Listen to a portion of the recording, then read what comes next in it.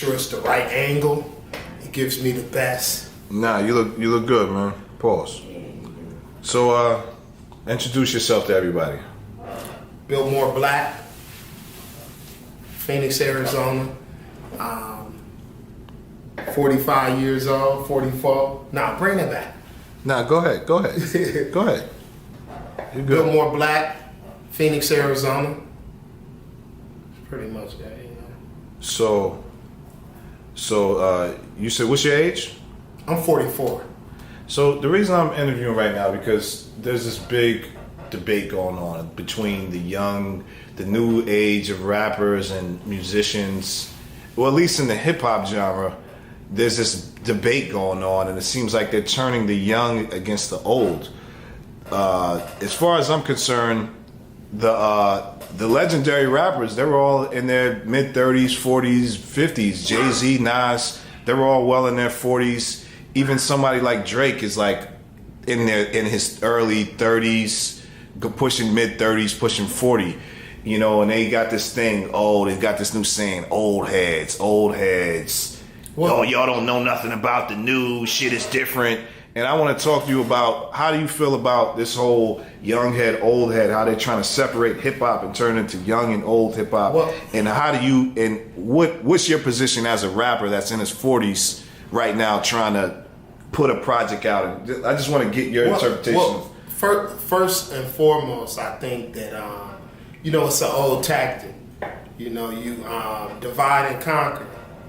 You know, that's nothing new. So some of us say that it comes from like the William Lynch theory, you know, psychological slavery.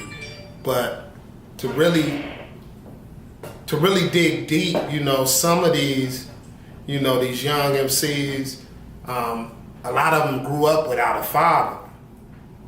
And so the whole divisive part with some of them comes from, you know, being abandoned by their dad. So when they look at old men or older brothers, you know, some of them see their father and the hate and the animosity.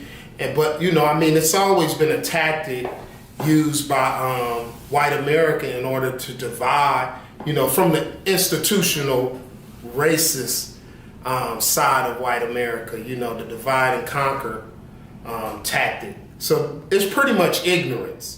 Because, you know, only in hip hop is that done, and now you know you're starting to see a little bit of it in R&B, but you never hear in white music, you know, young white kids that's coming up disrespecting their OGs and you know, dividing the music and stuff. It's weird. It really is, man.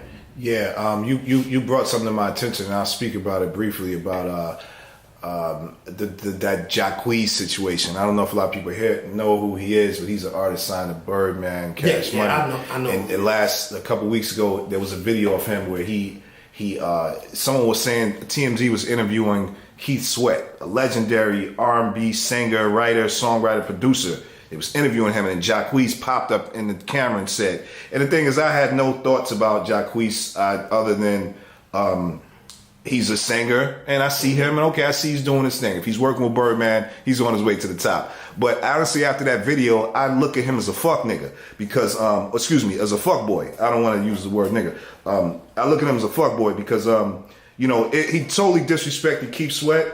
Keith Sweat is a legend. I don't know one Jacquees song, but I could sing you Keith Sweat music. And it's like, and he said something, he cut in an interview and he was like, he's the king of the old school, but I'm king of the new school.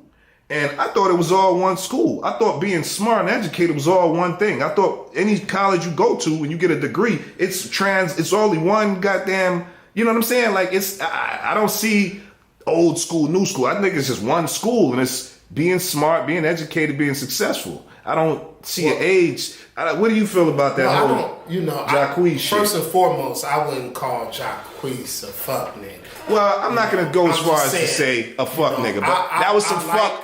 That was some fuckboy shit to disrespect a real legend. Because as far as I'm concerned, Jacquees really hasn't done shit in the game yet. Well, you know, and that's just being honest. I'm just being honest. Yeah, I feel you. The terminology you use, we differ. But you know, and just to put this out there, I love Jacquees' music. I think he has. I think he's very talented. And I don't want to discredit him, but that was some fuck nigga shit. I don't know what was going on in Jacquees' mind when he did that. Obviously, you know, I saw Keith Sweat's reaction to it. But, you know, I don't know if it was a marketing ploy or, you know, because, I mean, let's just keep it 100. Everybody has to believe in themselves, and then, you know, based on that belief system, you manifest, you know, what you believe. So maybe that's what Jacquees is doing. He's putting that out there in the atmosphere, you know, the same way that Lil Wayne did. He said he was the best rapper alive. And I thought that was bullshit too. But it was cool. He manifested. People started believing it. In some people's eyes, anyway. Yeah. Some people eventually saw Lil Wayne as the best rapper alive. So, you know, fake it till you make it. Yeah. If it's a confidence thing, you know, that's my little brother. You know, Jacquees, I'm not gonna be divided. Old nigga, new nigga. You know what I'm saying? Like I said, you know, this man is eating in the music business. The last thing that I want to do is knock another brother, you know, for his hustle. So I don't know, you know, I don't know what's going on with that, but I'm sure that he understands that it takes more to be the king of R&B than, you know, just a couple of cool records. You know what I'm saying? I would hope that he, in his mind, that he wasn't thinking, oh, what I've done is enough, and I don't need to do no more. I'm the king, and, you know, drops the mic. What has he done though? Like, I don't know a Jacquees record. I just know. I'm not trying to sound like a hater, but I'm being honest. I don't know a Jacquees record. I don't. You don't know the Bed song? I don't. Well, I never heard it. But there's that. I wish the brother. But that's what an old head like me would say. I would say I never heard your shit. Yeah, you know what I'm saying? I wish him the best, and, you know, God willing, you know, me and Jacquees, you know, kick it. We can chop it up, and maybe he might, you know, tell me. I really don't focus on what other people is doing like that. You know what I'm saying? Young or old, like, you know, I a lot of times I'm in my own zone.